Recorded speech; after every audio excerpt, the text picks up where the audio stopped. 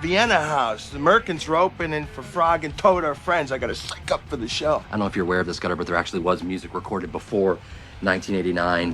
What is this? You're gonna wear this to the show. You're gonna wear the shirt of the band you're gonna go see. Don't be that guy. That's what I mean. I'm gonna be that guy. Oh, PCU. What a great, great movie. It is. I've never even heard it's of it. grunge night. That's how early 90s that movie is. That's Fat John Favreau playing Gutter in that movie. Right? And Jeremy Piven with not a lot of hair. Nope. I like that, John. And Favreau. a tiny, tiny young David Spade. I don't think you would like Fat John Favreau in this movie. He's got dreadlocks. Oh no, probably not. Short, I like all white John boy. Favreau. Yeah. He was funny in that. He's very funny. Yeah. I almost said something from the movie. I'm like, oh, wait, can't say that. No. Where the Pampers Exactly. is. And George Clinton. Love PCU. Fantastic. Everybody gets laid. That's right. So, Alan, the T-shirts at shows doesn't really matter anymore. It's all about the shirts with the tour dates. All right. To show that you've been to the tour. See, my thing though, I've been to the tour. I don't really care about the tour dates on the shirt. I care more about what the shirt looks like. Like if the one that has the dates on it, I don't really like the design of it. I'm not going to get it just because it has the dates on it. Correct. Right. You know? Yeah. Oh, God, when we were at the Seaside Heights Boardwalk, there was this huge... There's a lot of Trump shirts everywhere, or like anti-Biden shirts, but there was this one kiosk, and it took us a second. We had a few drinks, and it took us a second to realize the entire kiosk was Trump shirts, right?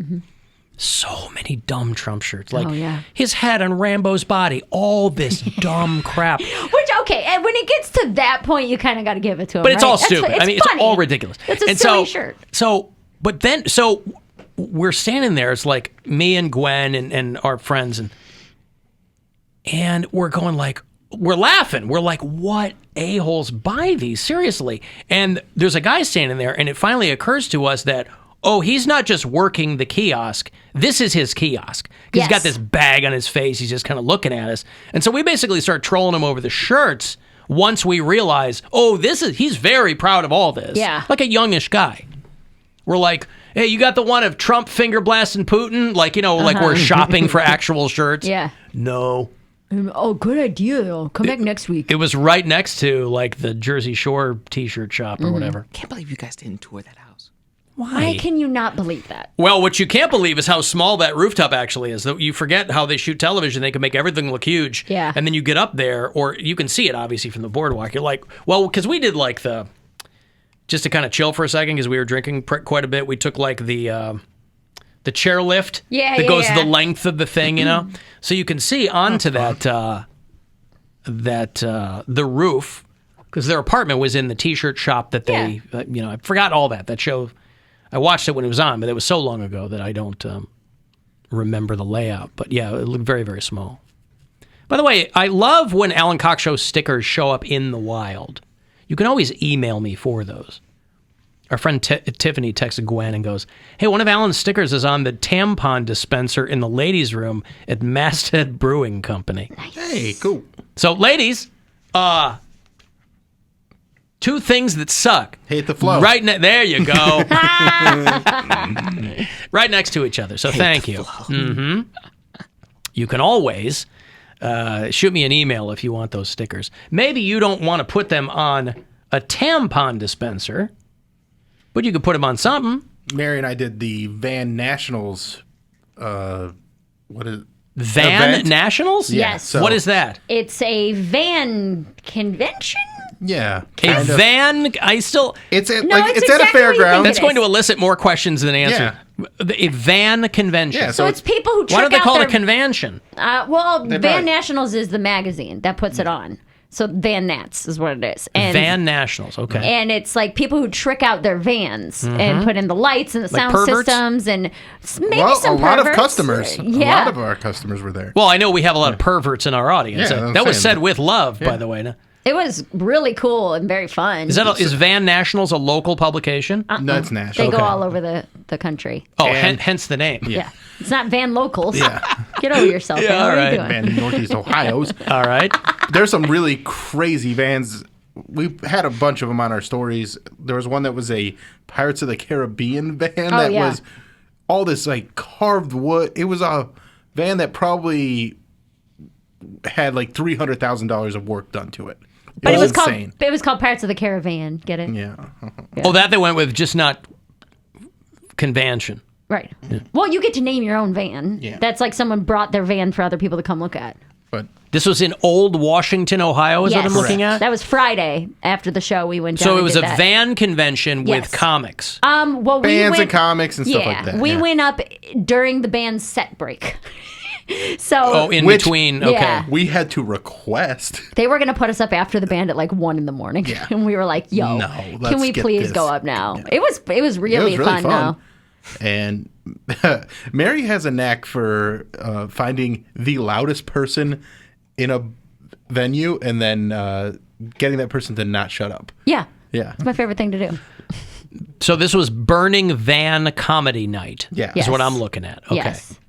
Friday night, main stage, after the fire show. The Yep. fire show was happening actually catty corner, but yes, there was Okay. a fire show. Well, so it's like think of like a music festival. So everyone's kind of got on weird outfits, and they're just a bunch of naked dad bellies, and Well, like, judging from everyone's, over the years, anecdotes about doing these kinds of events, Bill famously a country jam, how did this go? Did it you was find a great. receptive audience? We had Ended a up lot going of fun. pretty good. Yeah. This one is actually very good because there was a lot of people that were there to watch the comedy part. Like Yeah. it was, and we got everybody up and close, and they were listening and laughing. I Do they drank do from this- a bucket of swill? It was a wild night. Do they do this every year out there? I think it travels around. Yeah. But yeah, I mean, you know, when I go on the road, I take a bunch of Alan Cox Show stickers with me and hand them out. And I had a bunch after the show. And a lot of people came up and were like, hey, we didn't know you'd be here, or we came specifically for that. So a lot of Alan Cox Show fans, we handed out a lot of stickers that week. I bet those stickers will go on some of those vans. their were- other cars. Yeah, but probably not. Yeah, a lot of those vans are real nice, and they don't want wanna to sully it. them Yeah, with our stickers. but it was a good time.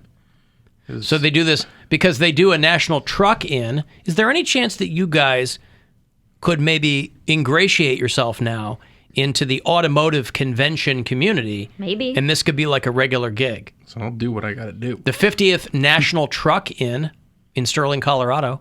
There you go. The one comic we performed with, his name is Clark Jones. He's a Chicago guy. He's been around forever. Very, very funny.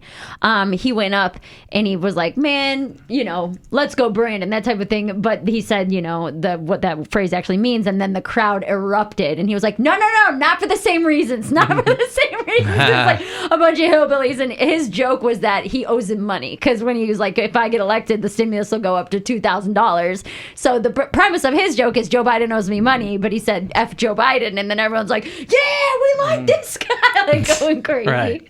Hey, you got to play to your crowd. Yeah, that was a fun show. All right. So better than the New York show. And better than Country Jam. I only had one bad set in New York. The rest of them were pretty good. Just the one where it was just so hot and it was no air. It was just not set up for comedy. I chose the wrong things. Other than that, New York was fantastic. I have nothing bad to say. I loved it. I loved every second of it. How do you feel about Cincinnati? Not as much as I like New York, but still okay. You know? Home of Skyline Chili. Yeah. Do you want me to bring you back a bowl? Ew. Be there this weekend. Just put I'll buy it Thursday. Just and put then it- it should be just right by Monday when I get back. Just put it in a quart Ziploc bag, and I'll take it from there. I mentioned this before. I didn't really get to it, though. Will Smith put out a 5-minute video on YouTube. I don't know if it's his channel, if he gave it to somebody else. I think it's called It's Been a Minute. 5-minute video talking about him and the Chris Rock thing. Chris Rock, I guess, has only recently started to pepper in comments or, you know, kind of clapbacks at Will Smith in his stand-up. He's not doing a hunk on it, but he's making little comments. And Will Smith, basically, I guess it took him this long to write what he wanted to say. I'm kind of over it. Like, I don't care what Will Smith has to say at this point. Did you ever? Yeah, I mean, Did you? he was like a admired actor, like one of the steady black men that we have that like run stuff in Hollywood. Him and Denzel, and who else we got besides those two? No, but I mean, in the immediate aftermath of something that egregious, did you really care what his explanation was?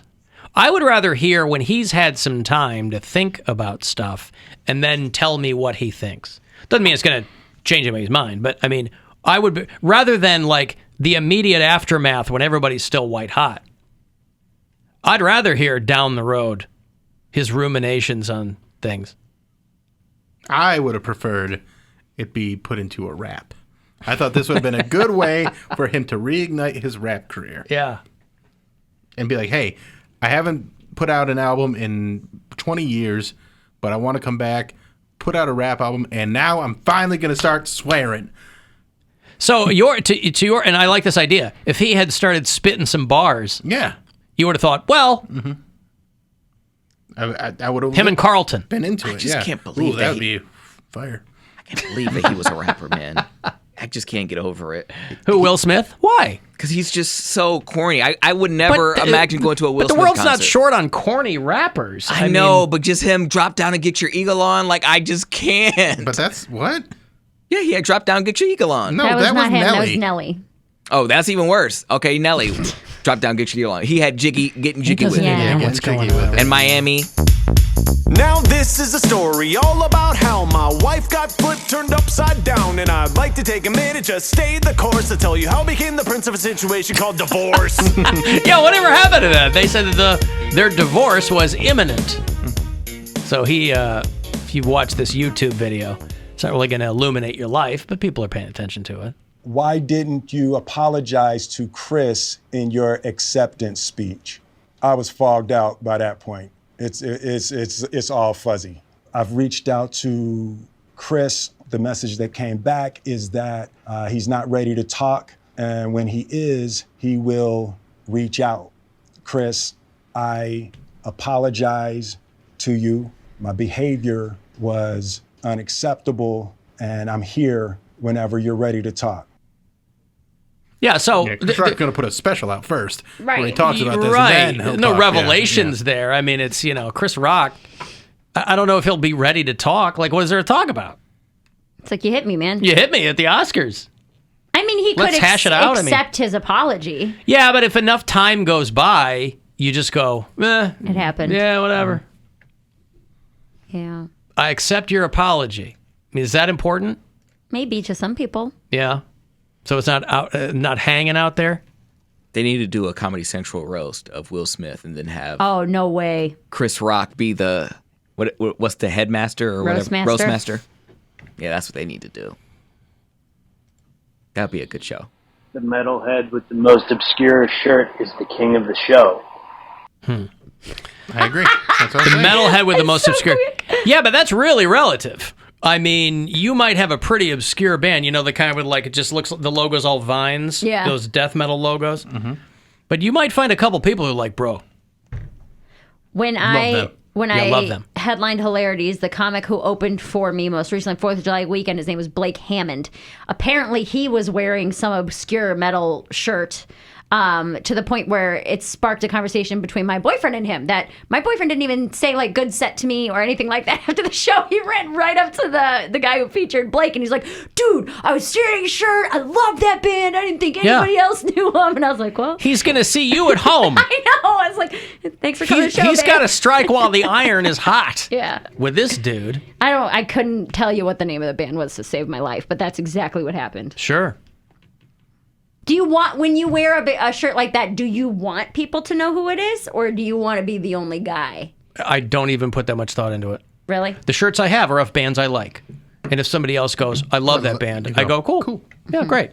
Not like, man, I got to throw the shirt out. There are bands I like that I don't have their shirts. I'm a big Signs of the Swarm fan. I've played them here on the show before. I don't have a Signs of the Swarm shirt. Make one. I got puffy paint, glitter glue at home. I mean, I can, I'm sure I could purchase one, I'm a big Code Orange fan. Don't have one of their shirts. I have a King Diamond t-shirt. Love King Diamond. That's going back a ways. If you see somebody, I remember in college there was a dude that was like King Diamond, and I was like, wow. I didn't think, because this is, late 80s. They were still a very obscure Danish band, and so I was just surprised that somebody else even knew who they were. But it didn't change my life at all. Should I wear my Backstreet Boys shirt to the Rise Against concert? That is actually a great idea. Which one? I have to. Or should I wear my 3 Days Grace shirt? No. Do you have a 3 Days Grace shirt? It says, "Let's start a riot" on the front. I think of bands like 3 Days Grace and Shinedown, like these bands that we play a lot on MMS. And they're good songs, but they're completely faceless bands. So? Shinedown is a huge band. You couldn't pick them up out of a lineup because some of these shirts will have the band on the shirt. Yeah. I think it's kind of old-timey, not so much anymore. They want artwork of the logo or whatever. Who cares what they look like? But it's crazy how many bands that have hit songs and a lot of fans. But man, if you pass them on the street, you wouldn't know who they were. I don't know a single band member of 3 Days Grace. I Well, couldn't name one. That's an occasion, though, where a band swapped out their lead singer and didn't miss a beat. Yeah. They used to have this guy, Adam Gontier, who I think was the head of, or sang for that band. And they got another guy. Can you name anyone from Rise Against? No. Yeah. Now that I'm thinking of it, I'm like, actually, most of the bands that I listen to, I can't name anybody from. Does that make me less of a fan? Yes. Why? No, I don't think still so. like the music. Tim McElrath is the front man for Rise Against. Just remember Tim. Tim McElrath? Tim McElrath, yeah. Okay. Tim McElrath. I saw you about a year ago. And Yeah. Tim McElrath. That's right. No, they're a great band. No, I don't care if people know the names. Like, I was watching Rage, and I'm like, boy, I don't know that bass player or that drummer. And I've been listening to this band for 25 years, and I don't know. I feel like I've never heard their names.